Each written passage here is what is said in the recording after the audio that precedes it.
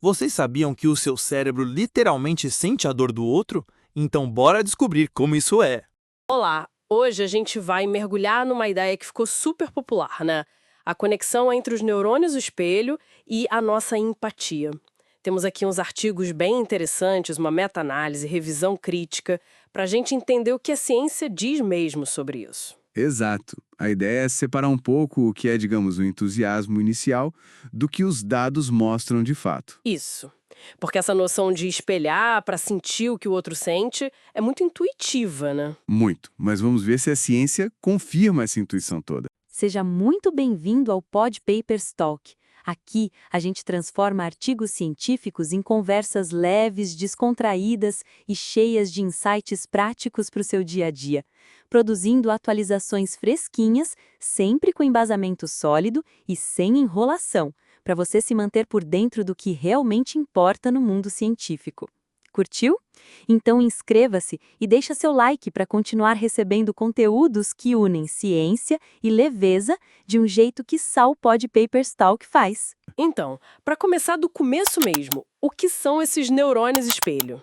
A base de tudo isso. Bom, olha, são um tipo específico de neurônio. Eles foram identificados primeiro lá nos macacos.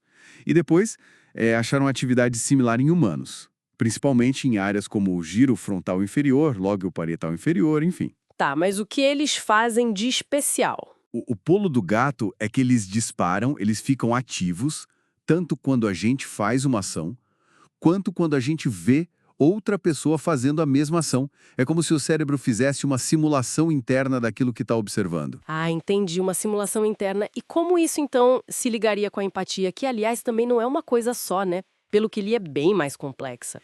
Exatamente, muito bem colocado. Empatia tem várias dimensões. Os artigos que a gente viu destacam umas três principais, assim.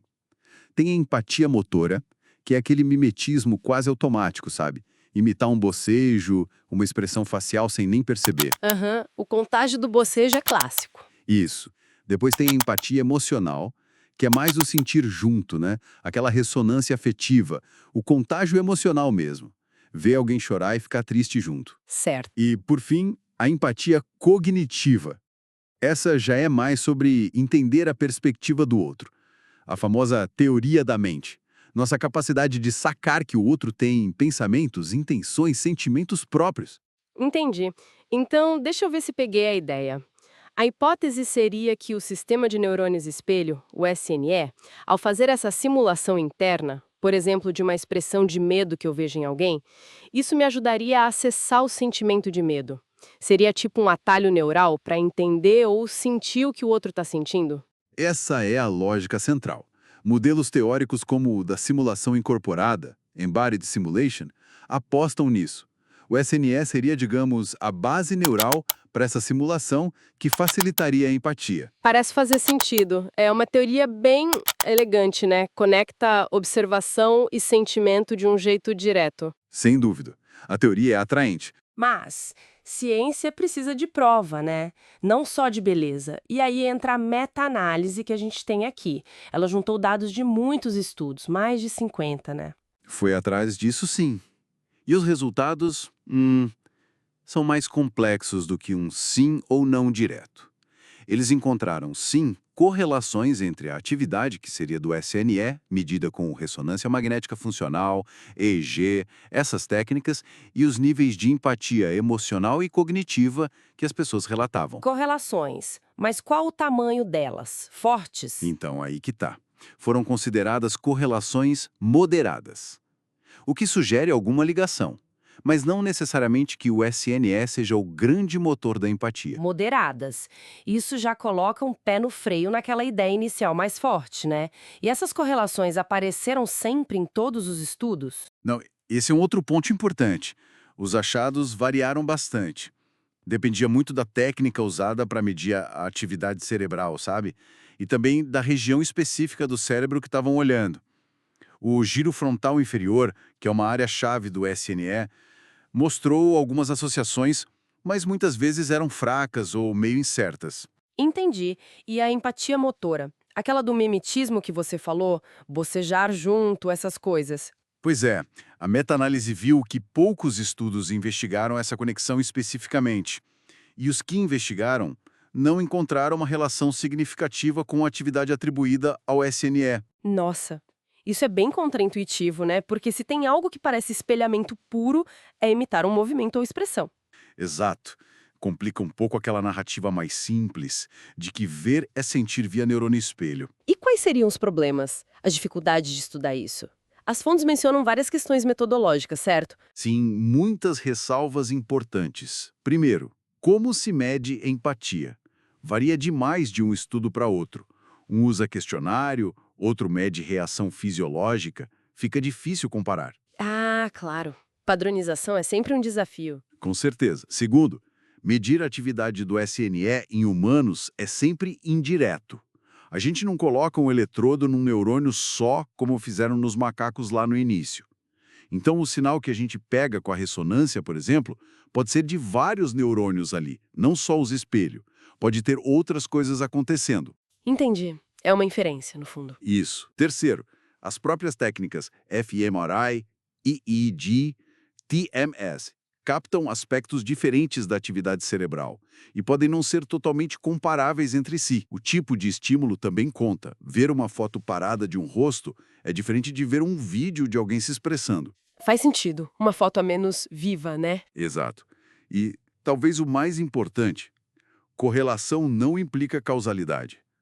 Só porque duas coisas acontecem juntas, atividade numa área do cérebro e um relato de empatia, não significa que uma causou a outra diretamente. O clássico correlação não é causa. Sempre bom lembrar. Sempre. E ainda tem a questão do tamanho das amostras.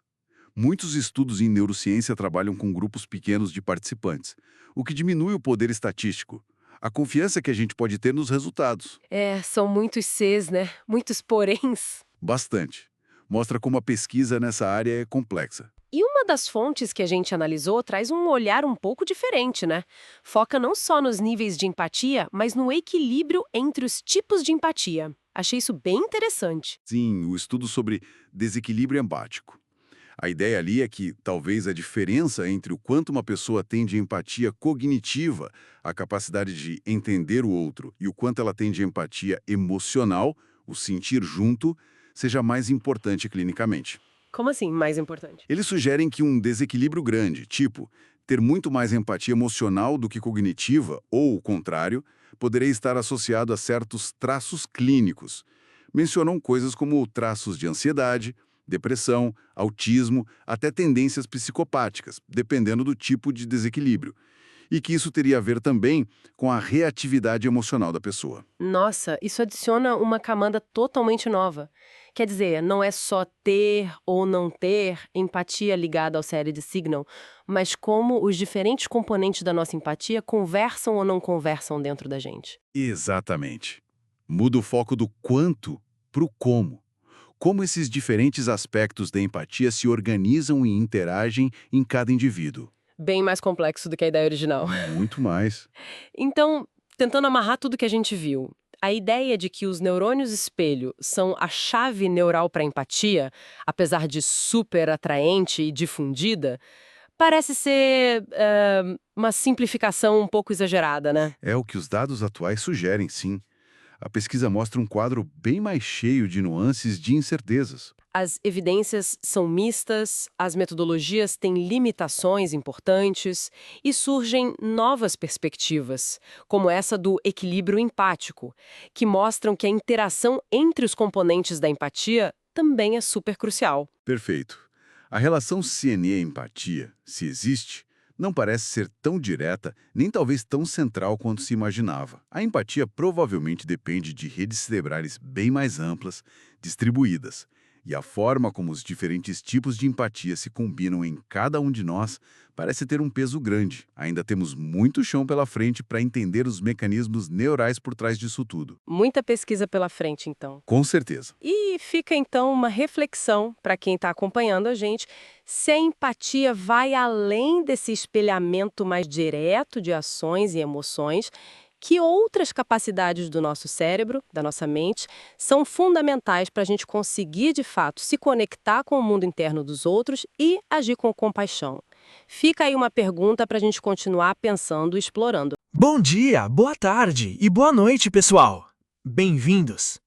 Vocês sabiam que o seu cérebro literalmente sente a dor do outro? Neste podcast de Neurociência da Empatia, você com certeza irá entender isso.